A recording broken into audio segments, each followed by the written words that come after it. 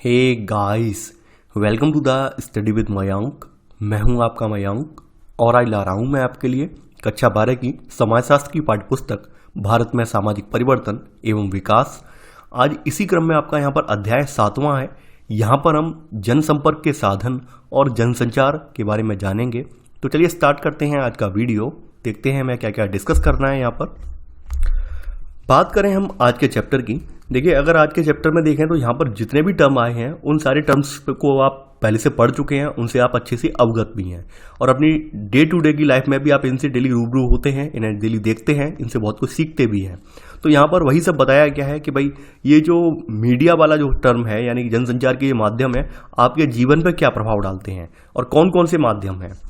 तो आपने देखा होगा कि जो मास मीडिया बोला जाता है यानी जनसंपर्क के साधन, ये अनेक प्रकार के होते हैं, जैसे टेलीविजन, समाचार पत्र, फिल्में, पत्रिकाएं, रेडियो, विज्ञापन, वीडियो गेम, सीडी वगैरह बहुत सारे माध्यम हैं। इन्हें मास मीडिया इसलिए कहा जाता है क्योंकि ये एक साथ बहुत बड़ी संख्या में दर्शक, श्रोता और पाठकों तक पहुंचते हैं। यानी दर्शक का मतलब देखने वाले, श्रोता मतलब सुनने वाले, पाठक का मतलब वही रीडर। तो इन तक ये पहुंचते हैं। तो इसलिए इन्हें कभी कभी क्या है, मास कम्युनिकेशन या जनसंचार के साधन भी कहा जाता है। तो आप लोग इनसे बहुत अच्छे से अवगत हैं, आप डे टू डे की लाइफ में इन्हें देखते भी हैं। मास मीडिया हमारे दैनिक जीवन का एक अभिन्न अंग है। आपने देखा होगा यानी मध्यम वर्गीय जो परिवार हैं, सबसे पहले उठते समय मॉर्निंग में जब उठेंगे तो सुबह का जब भी वो सुबह के टाइम पर उठते ही ब्रेकफास्ट जब करते हैं तो उस समय टीवी चलाकर देखते हैं कि क्या हाल चल रहा है, अखबार उठाकर पढ़ते हैं। वैसे ही आज के समय में एक नया ट्रेंड चल पड़ा है। आज के जो परिवारों के बच्चे हैं सबसे पहले क्या करते हैं, अपने मोबाइल फोन उठाकर चेक करते हैं। उसमें सबसे पहले क्या करते हैं, बोलो व्हाट्सअप, एफबी मैसेंजर चेक करते हैं, कोई मैसेज तो नहीं आया है। तो वही चीज़ यहाँ पर बताई गई है। इसके अलावा अनेक नगरीय क्षेत्रों में जो नलसाज हैं, बिजली मिस्त्री हैं, बढ़ई हैं, रंगसाज पेंटर वगैरह हैं, या फिर विभिन्न प्रकार की सेवाएं देने वाले लोग भी ये भी अपना फ़ोन रखते हैं और इनके फ़ोन के जरिए इनसे हम आसानी से इनसे कॉन्टैक्ट कर पाते हैं। यानी खास करके आप यहाँ पर देखेंगे कि बढ़ते हुए यहाँ पर आप जनसंचार के साधनों के बीच में कि तमाम जो शहर हैं उन शहरों में तमाम दुकानदारों ने अपने दुकानों पर टीवी सेट लगा रखे हैं। हालांकि अब तो टीवी सेट वाला जमाना चला गया, फिर भी लोगों के यहाँ टीवी सेट लगे हुए हैं। वैसे तो आप मोबाइल पर ही सब लोग देख लेते हैं, ठीक है। इसके अलावा विदेशों में रहने वाले भारतीय लोग टेलीफोन और इंटरनेट की सहायता से देश में रहने वाले लोगों से बात कर पाते हैं। देखिए, मैंने जैसा कि आप सभी से पहले कहा था और मैं बार बार फिर से रिपीट कर रहा हूँ, ये सारा कंटेंट यानी जो आप ये कहानी पढ़ रहे हैं, ये कहानी आज से 10 साल पुरानी है। मेरे हिसाब से अपडेट कर देना चाहिए था। इन्होंने केवल और केवल यहाँ पर साल बदल दिया है, 2020-21 आ गया, लेकिन इन्होंने ये कंटेंट नहीं बदला है क्योंकि तब से लेकर अब तक बहुत प्रगति हो चुकी है। और आप ये बात हर चीज़ हर चैप्टर में देख रहे होंगे। एनसीईआरटी वाले केवल ऊपर का जो टाइटल है उस पर तो चेंज कर देते हैं कि हमने साल बदल दी, लेकिन कंटेंट अपडेट नहीं कर रहे हैं। और कंटेंट अपडेट करना चाहिए क्योंकि अब वर्तमान में आप देख रहे होंगे 4G जनरेशन चल रही है, तो 4G से जोड़कर यहाँ पर मैटर होना चाहिए। यानी 4th जनरेशन जो इंटरनेट की चल रही है उससे जोड़कर मैटर होना चाहिए ताकि बच्चे और अच्छे से समझ पाएँ। तो यहाँ पर वही चीज़ें बताई गई हैं आगे कि नगरों में रहने वाले प्रवासी कामगार वर्ग के लोग भी अब जो है गांव में रहने वाले अपने परिवारों से दूरभाष द्वारा यानी दूरभाष भाई टेलीफोन के द्वारा नियमित रूप से संपर्क बनाए रखते हैं। यहाँ पर आप देख पा रहे हैं कि ये भी आपको जानकर आश्चर्य नहीं होगा कि CBSE बोर्ड के परीक्षा परिणाम इंटरनेट मोबाइल फ़ोन दोनों पर उपलब्ध होते हैं। ये भी आप दिख रहे होंगे, यानी जो आपके बोर्ड एग्जाम के रिजल्ट होते हैं वो मोबाइल पर भी आ जाते हैं, इंटरनेट पर भी उपलब्ध हो जाते हैं। हाल के वर्षों में आप देखेंगे सभी प्रकार के जनसंचार के जो साधन हैं इनका चमत्कारिक रूप से विस्तार हुआ है। इनमें कोई शक नहीं है कि वास्तव में वर्तमान समय में जो आपके जनसंचार के माध्यम है साधन है उनका लगातार चमत्कारिक रूप से विकास हुआ है, चमत्कारिक रूप से विस्तार हुआ है। सर्वप्रथम जबकि हम वर्तमान संचार क्रांति की विशिष्टता को पहचानते हैं तो हमें कुछ पीछे जाकर विश्व में, भारत में आधुनिक जनसंपर्क के साधनों में हुई वृद्धि की रूपरेखा को भी प्रस्तुत करना आवश्यक है। यानी कि अगर वर्तमान के जो जनसंपर्क के साधनों को अगर हम देखें तो हमें जो इनका इतिहास है वो भी देखना जरूरी है कि भाई कहाँ से इनकी शुरुआत हुई है और कैसे कैसे इन्होंने जो आपका जनमानस है इसमें अपनी एक छवि बनाई है। यहाँ पर हम समझेंगे, यहाँ पर अन्य किसी सामाजिक संस्था की तरह ही ये मास मीडिया की संरचना और विषय वस्तु का स्वरूप भी आर्थिक, राजनीतिक और सामाजिक सांस्कृतिक संदर्भों में आए परिवर्तनों से निर्धारित हुआ है। ये बात आप जानते होंगे। जो भी आप जनसंचार के साधन देखते हैं उन सब में आपको आर्थिक, राजनीतिक और सामाजिक सांस्कृतिक ये सब पहलू देखने को मिलते हैं। और आप ये भी पाते होंगे कि समय समय पर जो आपके समाज में परिवर्तन आए हैं तो उन परिवर्तनों का स्वरूप आपको इन मीडिया चैनल में प्रसारित होने वाले कंटेंट में भी देखने को मिलता है। यहाँ पर आप जानते होंगे 1990 के जो सुधार हुए, आर्थिक सुधार हुए, इकोनॉमिक रिफॉर्म हुए, उसके बाद जो प्राइवेट चैनल हैं उनका बोलबाला बढ़ा है। 1990 के बाद भूमंडलीकरण के दौर में बाजार को कितनी महत्वपूर्ण भूमिका निभानी है, तो ये सब चीज़ें यहाँ पर आप देखेंगे जैसे जैसे विकास होता गया है चैनलों का।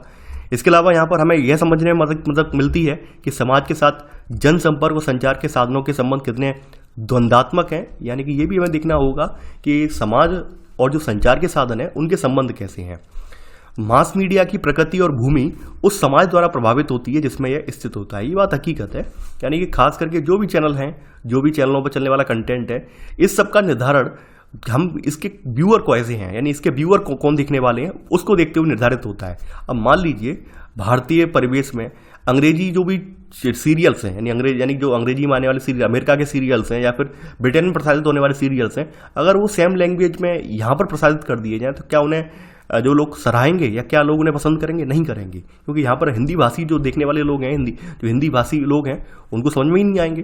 तो जरूरी क्या है, यहाँ पर जो भी सीरियल हो, जो भी यहाँ पे कंटेंट हो, वो यहाँ के लोगों की पृष्ठभूमि को देखते हुए तैयार किया जाए और उनके अकॉर्डिंग यहाँ पे प्रसारित किया जाए, तो लोग उन्हें सपोर्ट करेंगे। तो यहाँ पर वही देखने को मिलता है कि खास करके जो मास मीडिया की प्रकृति है और भूमि है उस समाज के द्वारा प्रभावित होती है जिसमें यह स्थित होता है। ये बात यहाँ पर समझाई गई है।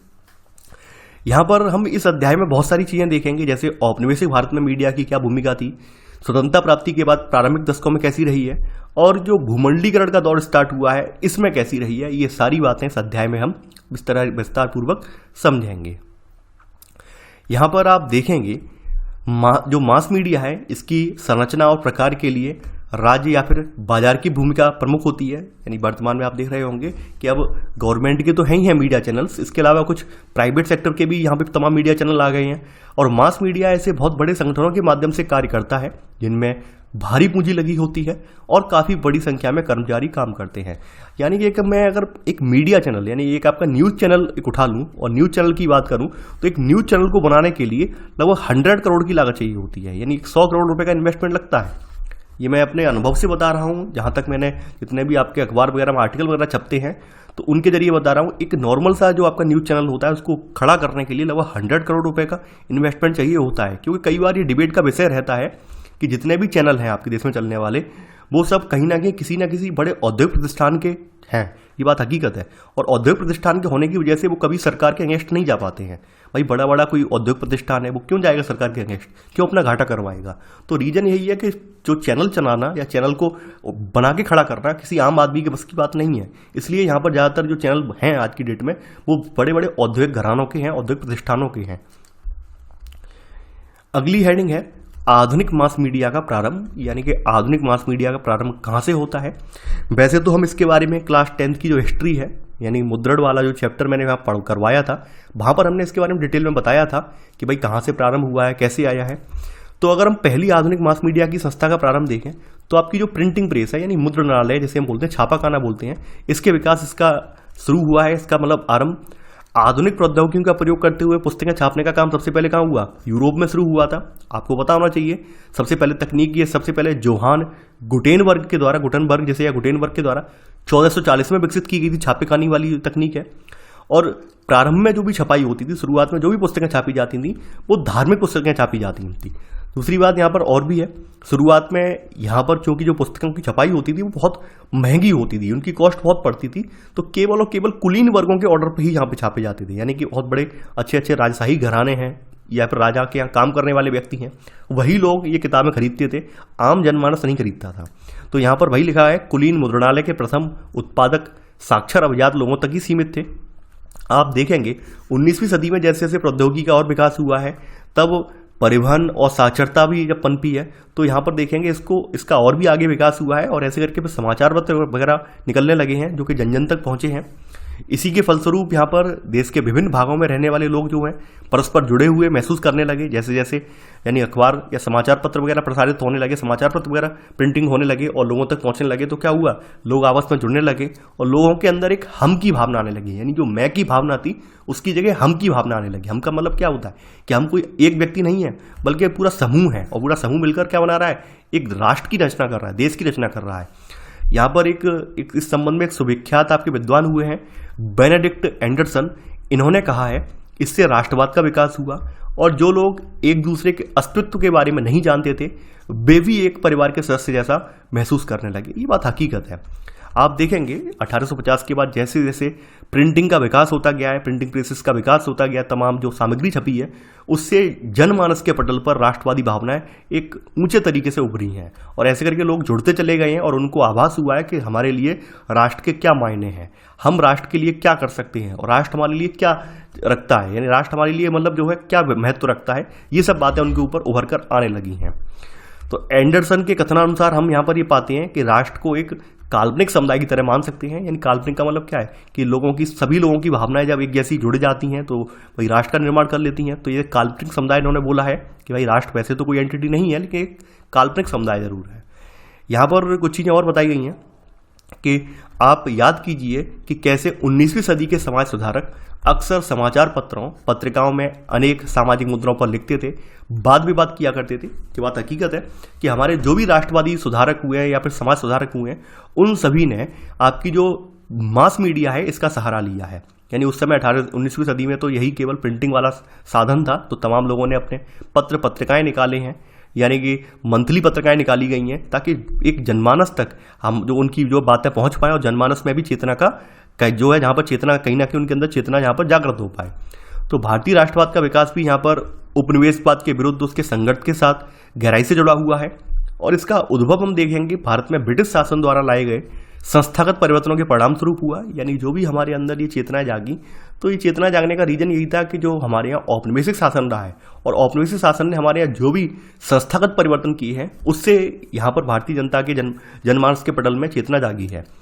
औपनिवेशिक सरकार के उत्पीड़क उपायों का खुलकर विरोध करने वाली राष्ट्रवादी प्रेस ने उपनिवेश विरोधी जनमत जागृत किया और फिर उसे सही दिशा दी। ये बात आप जानते होंगे कि जैसे जैसे अंग्रेजों के अत्याचार बढ़ते गए हैं वैसे वैसे राष्ट्रवादी चिंतन करता राष्ट्रवादी लोगों का समूह बोल सकते हैं, यानी हुजूम उनका उमड़ पड़ा है और उन्होंने अपने विचारों को लोगों तक जन जन तक पहुंचाने के लिए प्रेस का सहारा लिया है।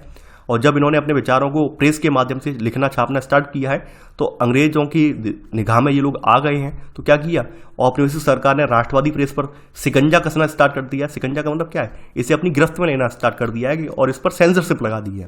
तो इसका सबसे अच्छा एग्जाम्पल आपके सामने इलवर्ट बिल है 1883 वाला, जिसके तहत प्रेस की स्वतंत्रता को सीमित कर दिया गया था।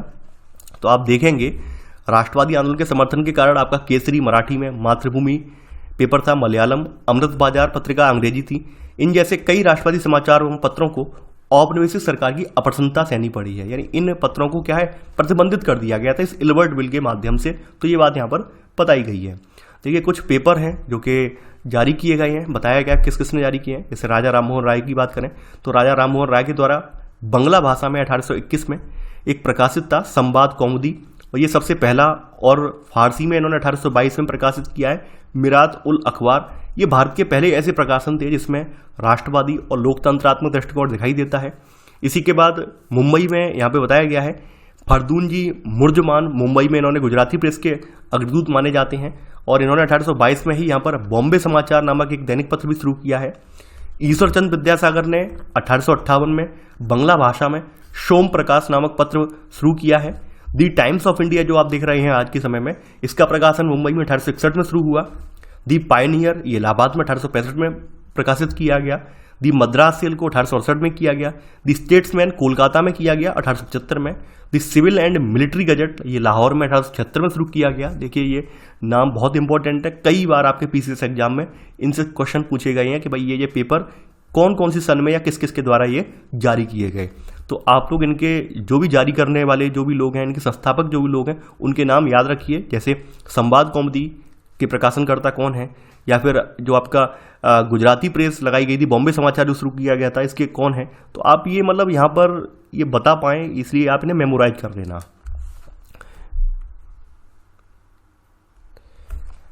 हम देखते हैं यहाँ पर ब्रिटिश शासन के अंतर्गत मास मीडिया का फैलाव समाचार पत्रों और पत्रिकाओं तथा फिल्मों और रेडियो तक ही यहाँ पर सीमित था।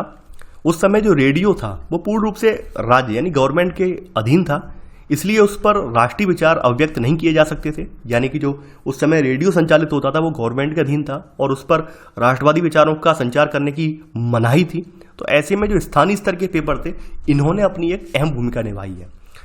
अब यहाँ पर हम देखते हैं कि अंग्रेजी या देसी भाषाओं में समाचार पत्र हैं, पत्रिकाएं हैं, इनका प्रसार बहुत व्यापक रूप से नहीं होता था क्योंकि उस समय बहुत कम लोग साक्षर थे। आपको मैंने पहले ही चर्चा कर चुका हूँ, पहले भी मैंने बताया था।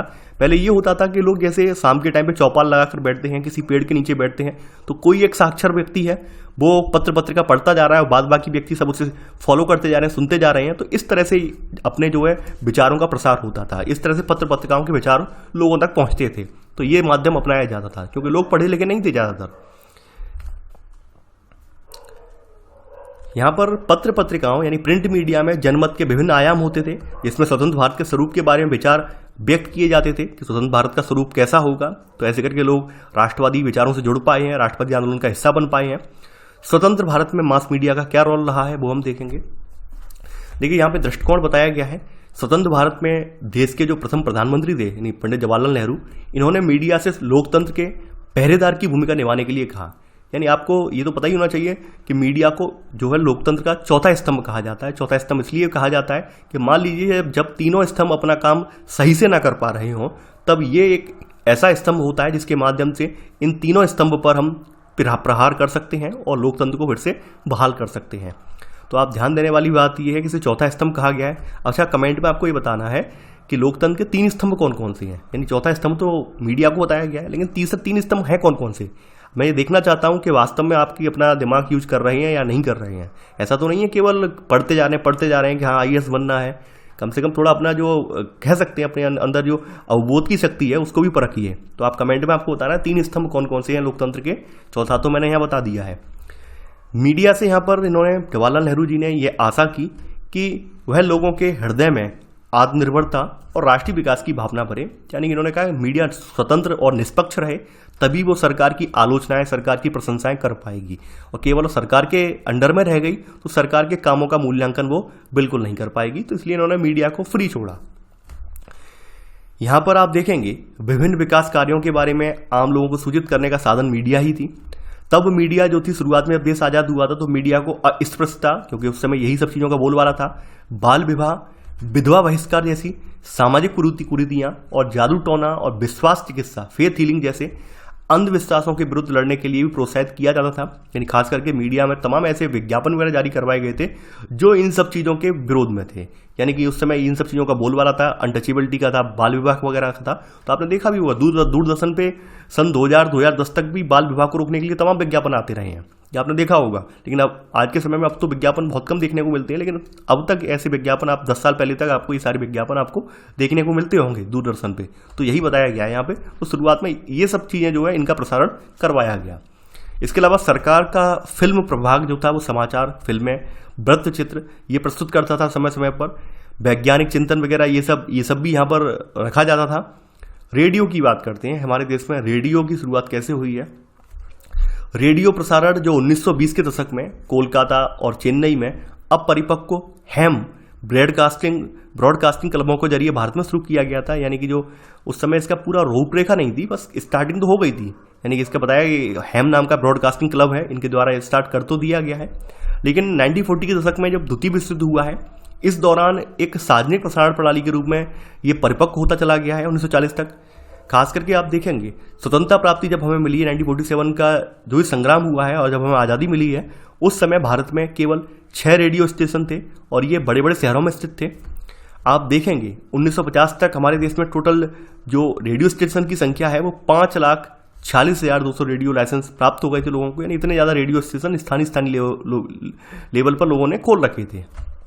ये अमिता रॉय जी हैं, यानी बाद में मलिक बताया गया है। ऑल इंडिया रेडियो लखनऊ में डिस्क जॉकी के रूप में काम करती हैं ये। तो ये प्रसिद्ध संपर्क और चलचित्र समालोचक अमिता हैं। इन्होंने 1944 में ऑल इंडिया रेडियो में कार्यक्रम आरंभ किया और उस समय इस क्षेत्र में बहुत कम महिलाएं थीं। उसके बाद ये BBC, CBC और प्रसारण की अन्य अंतर्राष्ट्रीय संस्थाओं में भी चली गई। अमिता जी के बारे में बताया गया है कि भाई इन्होंने अन्य जगहों पर भी काम किया है। इसके अलावा आप देखेंगे जो आकाशवाणी है, यानी ये ऑल इंडिया रेडियो जिसे हम बोलते हैं, इनके कार्यक्रमों में मुख्य रूप से समाचार, सामयिक विषय, विकास पर चर्चाएं होती थी। कुछ मनोरंजन वाले भी चैनल थे उस समय। यानी आकाशवाणी के समाचार प्रसारणों के अतिरिक्त आपका एक मनोरंजन का चैनल भी था जिसको हम विविध भारती के नाम से जानते थे। यानी अब तो विविध भारती का प्रोग्राम आता है एयर पर, तो विविध भारती था। विविध भारती में ये था कि यहाँ पे श्रोताओं के अनुरोध पर यानी हिंदी फिल्मों के गाने प्रस्तुत किए जाते थे। 1957 में जो आकाशवाणी है यानी ऑल इंडिया रेडियो है, इसने विविध भारती वाले चैनल को अपने में मर्ज कर लिया। तो यहाँ बताया गया 1957 में आकाशवाणी ने अत्यंत लोकप्रिय चैनल विविध भारती को अपने में शामिल कर लिया, जो जल्द ही प्रायोजित कार्यक्रम और विज्ञापन प्रसारित करने लगा। देखिए, ये ध्यान देने वाली बात ये है, ये पूछा गया प्रश्न है कि जो विविध भारती है ये ऑल इंडिया रेडियो में कब मर्ज हुआ है। ये 1957 में हुआ है, समझे। यानी आप देखते होंगे 9 बजे करीब आता है, डेली आता है प्रोग्राम। यानी कभी आपको मौका मिले तो आपका जो ये चैनल है ऑल इंडिया रेडियो वाला, उस पर जाकर चेक करना। 9 बजे करीब विविध भारती वाला वही जो फरमाइश वाले गाने होते हैं वो शो आता है, डेली आता है शो। तो आप देख सकते हैं वहाँ पर, सॉरी देखने बोल रहा हूँ, सुन सकते हैं। अब आदत पड़ गई है तो रेडियो वगैरह का इतना प्रचलन नहीं है, तो ये सब चीज़ें अब आदत में नहीं है। आकाशवाणी के प्रसारणों से कुछ अंतर हुआ, जैसे बताया गया है 1960 के दशक में हरित क्रांति के अंतर्गत क्या हुआ, देश में जो पहली बार अधिक उपज देने वाली फसलें इनकी जानकारी दी गई, खास करके देहातों में इनका प्रसार किया गया आकाशवाणी के माध्यम से। यहाँ पर हम देखेंगे 1967 से दैनिक आधार पर 10 वर्ष से भी अधिक समय तक लगातार इनका प्रचार होता रहा है। तमाम विशेषज्ञ वगैरह आकाशवाणी केंद्रों के कार्यक्रमों में आते थे और किसानों को गाइड करते थे इस फसलों के बारे में, ये बताया गया है। यहाँ पर कुछ चीज़ें और बताई गई हैं, जैसे रेडियो के बारे में बताया गया है कि जो भारतीय फिल्मी गाने हैं या वाणिज्यिक विज्ञापन है, इनको निम्न स्तरीय संस्कृति उस समय माना जाता था और इन्हें गवर्नमेंट प्रोत्साहित नहीं कर रही थी। यहाँ पर क्या है कि जो भारतीय फिल्मी गाने हैं यानी मूवी वगैरह के सॉन्ग होते हैं या फिर वाणिज्यिक विज्ञापन वगैरह होते हैं, तो ये निम्न स्तरीय माने गए थे और इन्हें उस समय प्रोत्साहित नहीं किया गया। इसलिए क्या किया, भारतीय जो श्रोता हैं इन्होंने भारतीय फिल्मी संगीत है, वाणिज्यिक और अन्य मनोरंजन कार्यक्रमों का आनंद उठाने के लिए शॉर्ट वेव रेडियो सेट, जो कि रेडियो सीलोन श्रीलंका से संचालित होता था, और एक रेडियो गोवा, इनको लेना स्टार्ट कर दिया। यानी कि इनकी जो केंद्र स्थापित किए गए थे शॉर्ट वेव रेडियो थे ये, जिनसे सॉन्ग वगैरह या फिर वाणिज्यिक विज्ञापन वगैरह जिन पर चलाए जाते थे। तो लोग जब भी कोई नया रेडियो खरीदते थे तो दुकानदार से पूछ लेते थे कि भाई इन पर ये वाली फ्रीक्वेंसी कैच होगी या नहीं होगी, यानी रेडियो सीलोन या रेडियो गोवा हमें देखने को मिलेगा या नहीं मिलेगा, इनके कार्यक्रम आ पाएंगे या नहीं आ पाएंगे। तो ये बताया गया है कि लोगों की कितनी दीवानगी थी इन गानों के प्रति, तो बताया गया है यहाँ पर। जब 1947 में भारत ने स्वतंत्रता प्राप्त की थी, उस समय आकाशवाणी यानी ऑल इंडिया रेडियो के पास कुल मिलाकर 6 रेडियो स्टेशनों की आधारभूत संरचना थी और ये भी महानगरों में स्थित थे। देश की 35 करोड़ की जनसंख्या के लिए कुल 2,80,000 रेडियो रिसीवर सेट ही थे। यानी कि रेडियो रिसीवर सेट भी इतने सस्ते नहीं हुआ करते थे, अच्छे खासे महंगे हुआ करते थे। तो यहाँ पर वही चीज़ है, शुरुआत में प्रारंभ में हम देखते हैं, प्रारंभ में रेडियो के प्रचार प्रसार में जो लोकप्रिय बनने का जो मार्ग था, और इसमें सबसे बड़ी बाधा क्या थी, इन रेडियो सेटों की बहुत ऊंची कीमत। लेकिन 1960 के दशक में जब ट्रांजिस्टर का आविष्कार हुआ है, ट्रांजिस्टर का, तो ट्रांजिस्टर की क्रांति आने के बाद रेडियो बहुत ज़्यादा सस्ते हो गए हैं, पोर्टेबल हो गए हैं और ये बैटरी से चलने वाले हो गए हैं। पहले बिजली से चलते थे, जैसे टीवी चलती है वैसे ही बिजली से चलते थे, बड़े बड़े रेडियो होते थे। फिर ये छोटे छोटे रेडियो हो गए हैं जब से ट्रांजिस्टर का आविष्कार हुआ है, तो और इनमें सेल बढ़ने लगे हैं और कहीं भी इन्हें आसानी से हम ले जा सकते हैं। तो ऐसे करके आप देखते हैं रेडियो के क्षेत्र में यहाँ पर क्रांति हुई है। बताया गया है कि वर्ष 2000 में स्थिति यह थी कि लगभग 11 करोड़ परिवारों में 24 भाषाओं और 140 बोलियों में रेडियो प्रसारण यहाँ पर सुने जाते थे। ये यहाँ पर बताया गया है। टेलीविज़न की बात करते हैं हम।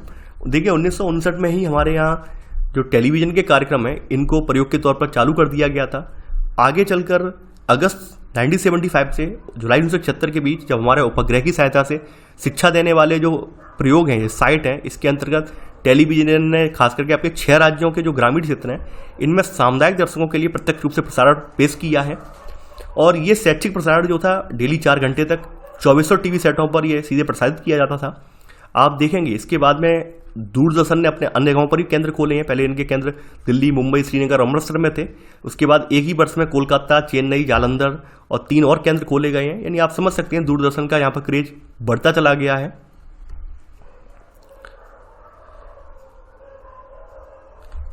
यहाँ बताया गया है कि दिल्ली में 1982 के जो एशियाई खेल हुए हैं, तो इन खेलों के दौरान रंगीन प्रसारण के प्रारंभ किए जाने से और राष्ट्रीय नेटवर्क में तेजी से विस्तार हो जाने के फलस्वरूप जो टेलीविजन का प्रसारण है इसका भी बहुत तेजी से वाणिज्यीकरण हुआ है। यानी कि 1982 में आपके दूरदर्शन ने पहली बार रंगीन यानी कि वही कलर जो भी है वो प्रसारण किया है। 1984-85 के दौरान आप देखेंगे टेलीविजन ट्रांसमीटर की संख्या देश भर में लगातार बढ़ गई है, यानी कि लोग और ज़्यादा टीवी से जुड़ पाए हैं।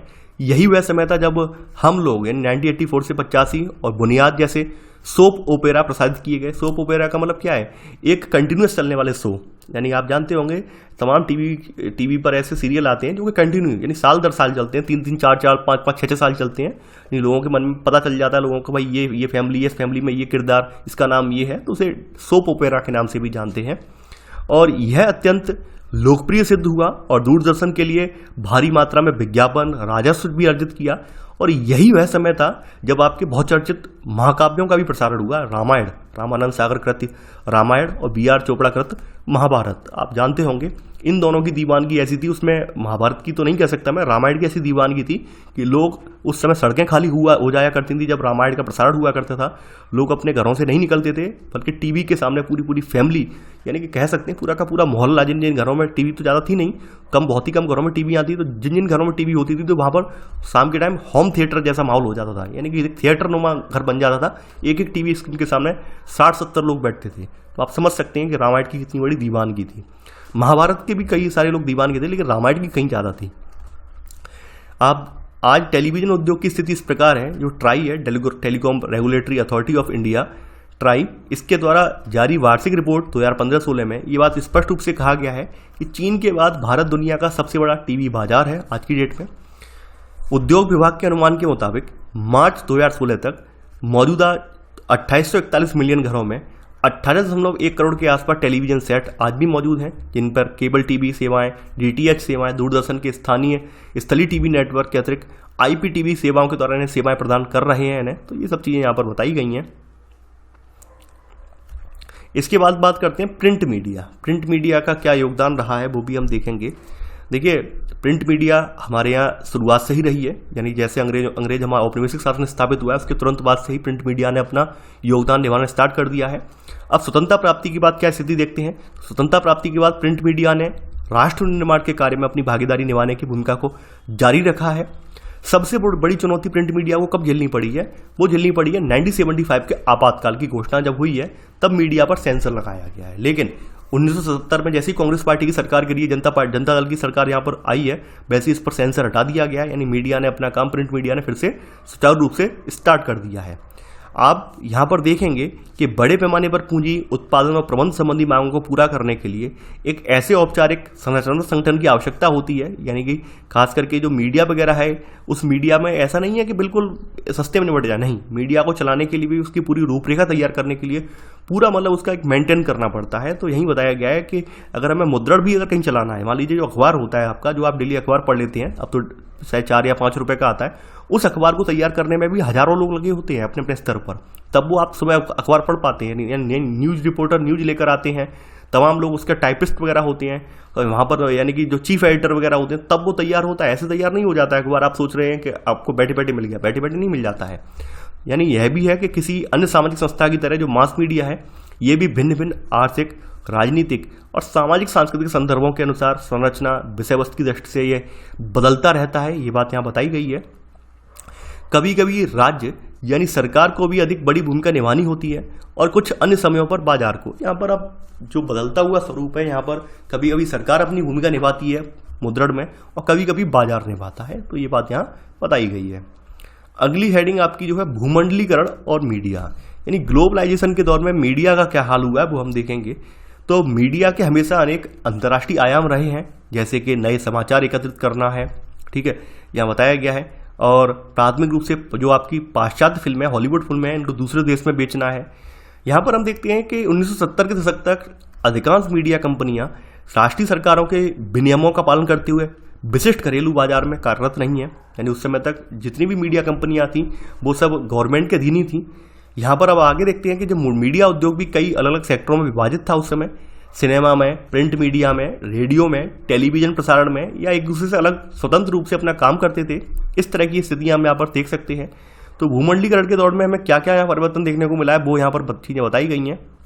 खास करके आप देखेंगे कि भाई एक दूसरी जगह के लोगों ने संस्कृत को अडॉप्ट किया है, यानी कि हम यहाँ यह देखेंगे कि भूमंडलीकरण के कारण जो प्रिंट मीडिया है, खास करके समाचार पत्र, पत्रिकाएं, इलेक्ट्रॉनिक मीडिया, टेलीविजन, इनमें क्या क्या परिवर्तन आए हैं ये हम यहाँ पर देखेंगे। तो सबसे बड़ा परिवर्तन यहाँ पर यही है कि लोगों ने एक दूसरी जगह की संस्कृत को अडॉप्ट किया है। तो सबसे पहले हम देखेंगे जो मुद्रण या प्रिंट मीडिया है, इसका वैश्वीकरण पर क्या, भूमंडलीकरण का इस पर क्या प्रभाव पड़ा है वो हम देखेंगे। यहाँ पर हम लोग जानते हैं स्वतंत्रता आंदोलन के प्रसार के लिए जो समाचार पत्र पत्रिकाएं ये कितने महत्वपूर्ण थे, ये हम अच्छे से जानते हैं। नई प्रौद्योगिकी ने समाचार पत्रों के उत्पादन और प्रसार को बढ़ावा देने में मदद की और इससे बड़ी संख्या में चमकदार जो पत्रिकाएं थी ये बाजार में आ पाई। भारतीय भाषाओं के समाचार पत्रों की इस आश्चर्यजनक वृद्धि के कई सारे कारण भी हैं। जैसे आप लोग जानते होंगे, पहला कारण क्या है, साक्षर लोगों की संख्या में काफ़ी बढ़ोतरी हुई जो शहरों में प्रवसन कर रहे थे, तो वो लोग डेली यानी क्या चल रहा है बाजार में, क्या चल रहा है आपके जो भी देश में, उसको जानने के लिए अखबार पढ़ते थे। 2003 में अगर हम बात करें तो हिंदी दैनिक हिंदुस्तान के दिल्ली संस्करण की 64,000 प्रतियां छपती थी और 2005 तक इनकी संख्या बढ़कर 4,25,000 हो गई। रीजन क्या था? रीजन यहाँ पर ये बताया गया है कि दिल्ली की 1,47,00,000 की जनसंख्या में लगभग 52% लोग जो हैं वो यूपी और बिहार के हिंदी भाषी क्षेत्रों से आते हैं, इसलिए इस अखबार को पढ़ने वालों की संख्या, जो पाठकों की संख्या लगातार बढ़ती चली गई। तो ये बात यहाँ पर बताई गई है और इनमें भी 47% लोग ऐसे हैं जिनकी पृष्ठभूमि ग्रामीण है और 60% और 40 वर्ष से कम आयु के हैं। वहीं बताया गया है कि दूसरे छोटे कस्बों और गांव में पाठकों की आवश्यकताएं जो होती हैं ये शहरी पाठकों से भिन्न होती हैं और भारतीय भाषाओं के समाचार पत्र उन आवश्यकताओं को पूरा करते हैं। स्थानीय जो अखबार पत्र हैं उनसे उन्हें स्थानीय जानकारी मिल जाती है, जैसे मलयाली मनोरमा, ईनाडू जैसे भारतीय भाषाओं के प्रमुख पत्र, तो इनसे स्थानीय समाचारों की संकल्पना को विशिष्ट महत्वपूर्ण रीति से यहाँ पर कह सकते हैं जिला संस्करण वगैरह के माध्यम से लोगों की जो भी नीड है उनको सेटिस्फाई उन्होंने किया है। तो वही बताया गया है कि ये जो है आवश्यकता अनुसार ब्लॉक संस्करणों के माध्यम से प्रारंभ किए गए। एक अन्य अग्रणी तमिल समाचार पत्र भी है दिनतंती, इसने हमेशा सरल और बोलचाल की भाषा में प्रयोग किया, यानी आम बोलचाल की भाषा के भी पेपर हैं। वहीं बात बताइए दैनिक भास्कर समूह की, तो दैनिक भास्कर समूह की समृद्धि का कारण यानी लगातार बढ़ोतरी का कारण क्या है? इनके द्वारा अपनाई गई अनेक विपणन संबंधी रणनीतियां, इनके अंतर्गत वे उपभोक्ता संपर्क कार्यक्रम, घर घर जाकर सर्वेक्षण, अनुसंधान जैसे कार्य करते हैं। यानी खास करके दैनिक भास्कर समूह जो है इतना बड़ा समूह है, इसने लगभग हर भाषा में अपना अखबार निकाला हुआ है। तो वो बताया गया है कि दैनिक भास्कर समूह क्यों बहुत चर्चित हो गया। जबकि अंग्रेजी भाषा के समाचार पत्र, जिन्हें अक्सर राष्ट्रीय दैनिक कहा जाता है, सभी क्षेत्रों में पढ़े जाते हैं। देसी भाषाओं के समाचार पत्रों का प्रसार राज्यों या अंदरूनी ग्रामीण प्रदेशों में बहुत अधिक तक बढ़ गया है, ये बताया गया है। खास करके हम देखते हैं इलेक्ट्रॉनिक मीडिया से मुकाबला करने के लिए समाचार पत्रों ने, विशेष रूप से अंग्रेजी भाषा के समाचार पत्रों ने एक और जहां अपनी कीमतें घटा दी हैं, वहीं दूसरी ओर एक साथ अनेक केंद्रों से अपने अलग अलग संस्करण निकालने लगे हैं। उद्देश्य यही है कि ज़्यादा से ज़्यादा लोगों को इससे जोड़ा जाए। यहाँ पर कुछ चीज़ें वही चीज़ें बताई गई हैं, ये बताया गया है जैसे यानी कि 1980 के दशक के अंतिम वर्ष या 1990 के दशक के प्रारंभिक वर्ष में जो समाचार पत्र संवाददाता हैं, इनकी डेस्क से अंतिम पेज प्रूफ तक पूर्ण रूप से स्वचालित होते गए हैं। यानी यहाँ पर इस तरह की जो टेक्निक आई है कि पहले क्या होता था, पेपर पर ड्राफ्टिंग होती थी, अखबार का जो भी कंटेंट होता था पेपर पर तैयार होता था, लेकिन अब नहीं, अब क्या है स्वचालित रूप से, यानी कि वही डिजिटल रूप से तैयार हो गया है। नहीं, स्वचालित श्रृंखला के कारण यहाँ पर कागज का प्रयोग पूरी तरह समाप्त हो गया किसी भी जो न्यूज रूम में। तो यहाँ पर दो प्रौद्योगिकी परिवर्तन हुए हैं उस समय। एक तो लैन लोकल एरिया नेटवर्क का बोलबाला हुआ, स्थानीय इलाके के नेटवर्क के माध्यम से पर्सनल कंप्यूटर को हम शेयर कर पा रहे हैं, और दूसरा यहाँ पर एक न्यूज मेकर। तो इन सॉफ्टवेयरों की मदद से जो भी न्यूज रूम वाले जो होते थे, यानी यहाँ पर जो मीडिया हाउसेस होते थे जहाँ पर एक भारी भरकम पेन पेपर वाला काम होता था, उन कामों से हम मुक्ति मिल गई है। इसके अलावा यहाँ पर पहले बताया गया है कि एक संवाददाता के पुराने आधारभूत उपकरण होते थे। आशुलिपि पुस्तिका होती थी, शॉर्ट हैंड राइटिंग वाली पुस्तिका, पेन, टाइपराइटर और पुराना सादा टेलीफोन का स्थान अब छोटे टेप रिकॉर्डर, लैपटॉप या पीसी, मोबाइल इनने ले लिया है, मॉडर्न वगैरह ने ले लिया है। तो आप समझ सकते हैं जो सब टेक्नोलॉजिकल चेंजेस हुए हैं और टेक्नोलॉजिकल अपडेट हुए हैं, इनसे कहीं ना कहीं समाचार पत्रों की जो एफिशिएंसी है या समाचार पत्रों की जो भी न्यूज वगैरह प्रकाशित करने की क्षमता है वो दिनों दिन बढ़ गई है। जैसे मेरठ से निकलने वाला जो पेपर है अमर उजाला, खास करके अमर उजाला मेरा फेवरेट रहा है, आज भी फेवरेट है। तो इन जैसे समाचार पत्रों की श्रृंखलाएं समाचार एकत्रित करने और चित्रात्मक सामग्री में सुधार के लिए नई प्रौद्योगिकी का प्रयोग कर रही हैं। यानी कि अमर उजाला अगर आप देखा जाए, पश्चिमी यूपी में काफ़ी लोकप्रिय पेपर है अमर उजाला, और इसके पाठक बहुत ज़्यादा पाठक हैं पश्चिमी यूपी में, आपको देखने को मिलेंगे। यानी काफ़ी सटीक और सही चिंतन इसमें पेश किया जाता है।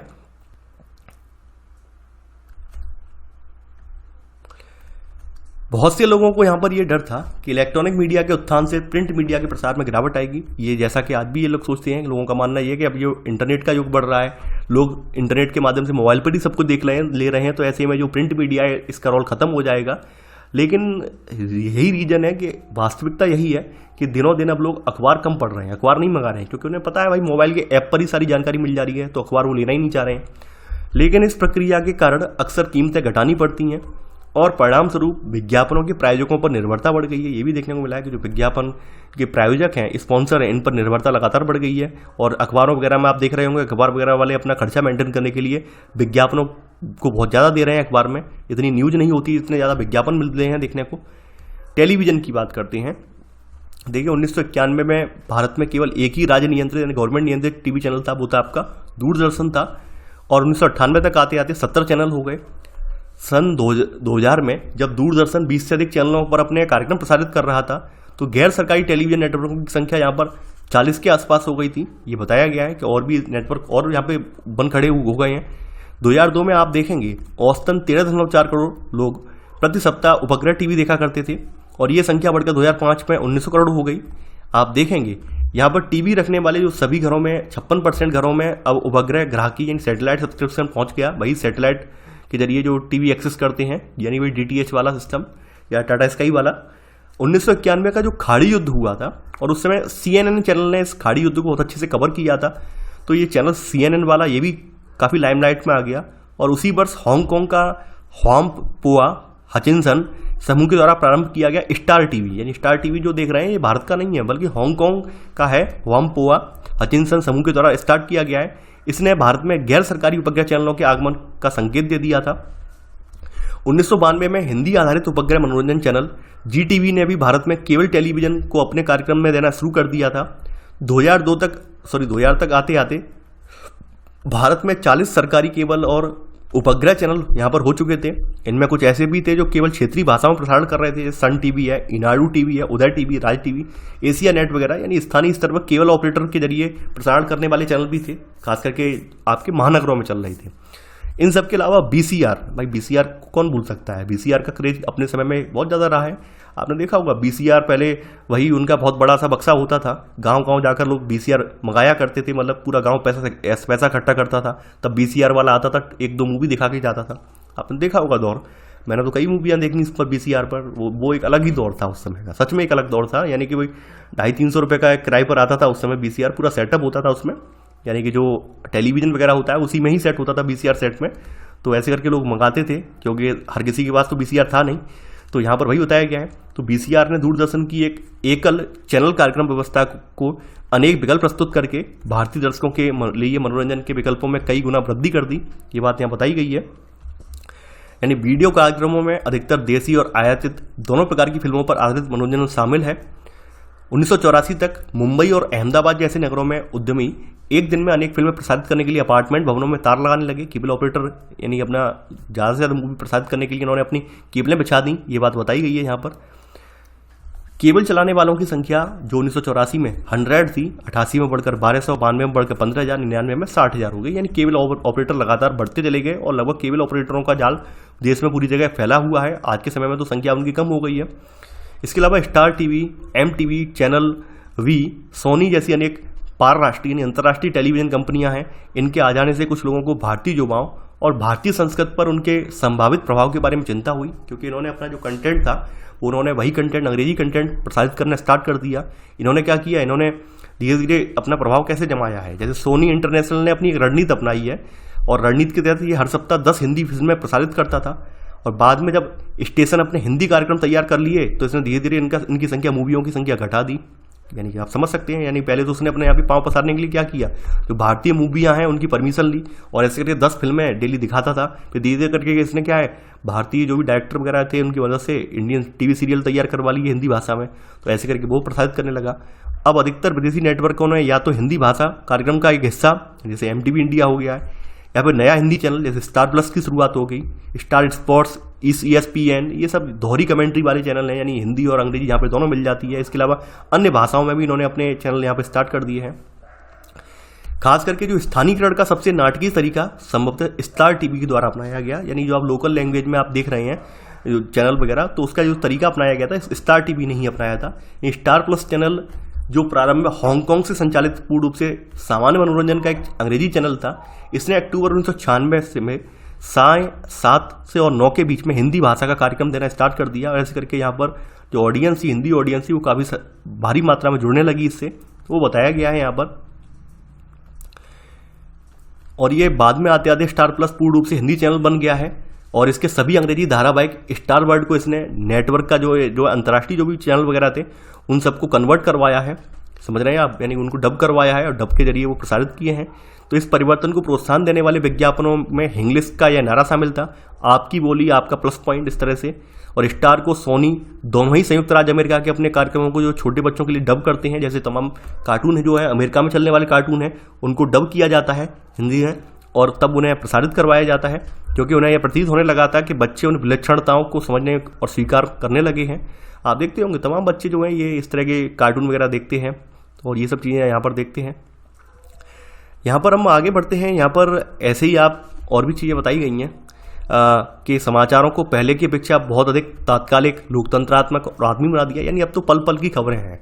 जब से संचार माध्यमों का विकास हुआ है, जब से आप देख रहे हो इंटरनेट 4G का ज़माना बढ़ा है, तब से आप देख रहे हो पल पल की आपको न्यूज़ मिल जाती है। हिंदी और अंग्रेजी में समाचार देने वाले चैनलों की संख्या बराबर बढ़ती जा रही है। इसी प्रकार क्षेत्रीय चैनल भी आज बढ़ रहे हैं। उनके सबके साथ ही यथार्थवादी प्रदर्शन, रियलिटी शो, वार्ता प्रदर्शन जो है, बॉलीवुड प्रदर्शन, पारिवारिक नाट्य प्रदर्शन, अंत्यक्रियात्मक प्रदर्शन, खेल प्रदर्शन, प्रहसन, हंसी मजाक, ये सब चीज़ें जो आप शो देख रहे हैं, टीवी शो देख रहे हैं तमाम तरह के, ये सब भी बढ़ गए हैं। तमाम शो आप जानते होंगे जो कि विदेशी शो की कॉपी हैं, जैसे आपका केबीसी, कौन बनेगा करोड़पति है, इंडियन आइडल है, बिग बॉस है, ये कोई भारतीय शो नहीं है।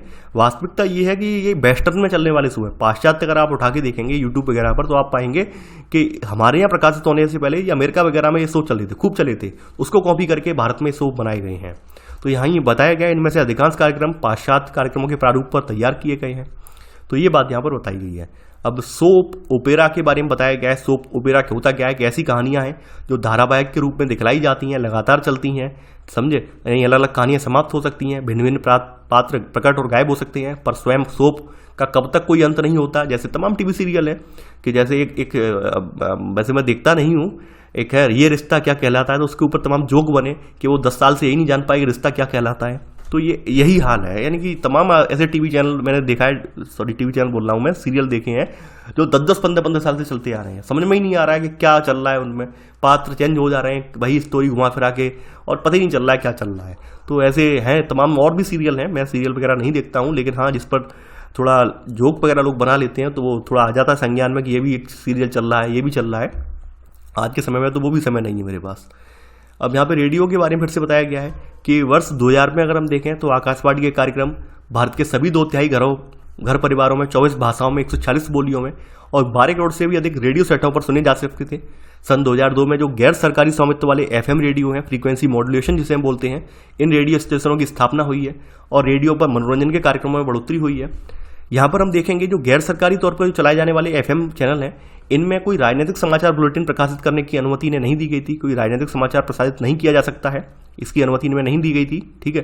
तो इस वजह से इन चैनलों ने क्या किया है, अपने जो भी ऑडियंस है उसको लुभाने के लिए तमाम जो गीत वगैरह, संगीत वगैरह, ये सब यानी कि सुपर हिट वगैरह, हिट दिन भर हिट गाने वगैरह इनको प्रसारित किया है।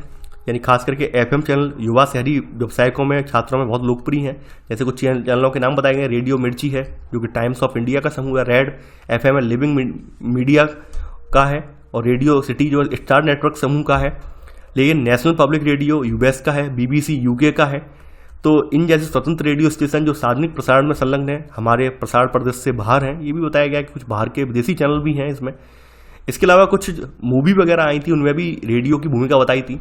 एक तो रंग दे बसंती है और लगे रहो मुन्ना भाई है, अच्छे से जानते होंगे। लगे रहो मुन्ना भाई में वही गांधीगिरी वाली जो है बताया गया आइडियोलॉजी, तो वही चीज़ें बताई गई हैं। रंग दे बसंती में भी एक कर्तव्यनिष्ठ गुस्सैल कॉलेज छात्र भगत सिंह है, इसकी कहानी से प्रेरित होकर एक मंत्री की हत्या ये कर देता है, तो ये आकाशवाणी अपने कब्जे में ले लेता है। तो वही घटनाएं हैं। मुन्ना भाई में भी एक जो यहाँ पर एक एक्ट्रेस है आपकी, यानी विद्या बालन है इसमें, तो ये रेडियो जॉकी में काम कर रही होती हैं और वही उनकी गुड मॉर्निंग इंडिया करके स्टार्टिंग होती है देश सिखाने की, और लोगों की जो समस्याएं होती हैं उनका निदान करती हैं, गाना सॉन्ग बजता है।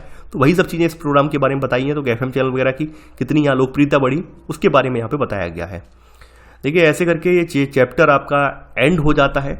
अब इसमें कुछ भी नहीं है, चैप्टर 8 और रह गया है आपका, यानी चैप्टर 7 आपका कंप्लीट हो चुका है और चैप्टर 8 की वीडियो भी आपको बहुत जल्द मिल जाएगी। इसी के साथ आपकी सोशियोलॉजी लगभग समाप्त हो गई पूरी तरह से, यानी आप सोशियोलॉजी में आपको NCERT से कुछ भी नहीं पढ़ना है। अब आपको राम आहूजा वाली जो किताब है वो उसको तैयार करना है। ये तो केवल यहाँ पर देखिए, मैं बार बार बोलता हूँ, NCERT एक बेस है, यानी एक आधार है। ये ना मान के चलें कि एनसीईआरटी सफिशिएंट हो गया, सब कुछ हो गया, सब कुछ नहीं है। एक बेस प्रदान किया, यानी आपकी जो बुनियादी संकल्पना है आपके माइंड में वो सब चीज़ें क्लियर हो जाती हैं यहाँ पर। तो कभी भी आप जो बार बार कमेंट करके बार बार पूछते हैं कि सर एनसीईआरटी पढ़ लिया सब सफिशिएंट है, नहीं भाई, एनसीईआरटी से बेस क्लियर हुआ है। एनसीईआरटी केवल कुछ सब्जेक्ट का कंप्लीट है, जैसे हिस्ट्री वाला कंप्लीट है। अब हिस्ट्री में भी मैं बार बार आपसे कह रहा हूँ, हिस्ट्री में 6, 7, 8 का जो है वो नया पढ़ लीजिए, और आपको 11, 12 वाला पुराना ही पढ़ना पड़ेगा। रामसर शर्मा जो हैं, सतीश चंद्र हैं, या फिर सतीश कुमार जी हैं, या फिर बिपिन चंद्रा जी की जो किताब है वही पढ़नी पड़ेंगी आपको। तो इसमें बताने की जरूरत क्या है, बार बार आप जो क्वेश्चन पूछते हैं मैंने हर वीडियो में बताया हुआ है, और आपसे बार बार कह रहा हूँ इसमें वो वही चलेगा कंटेंट।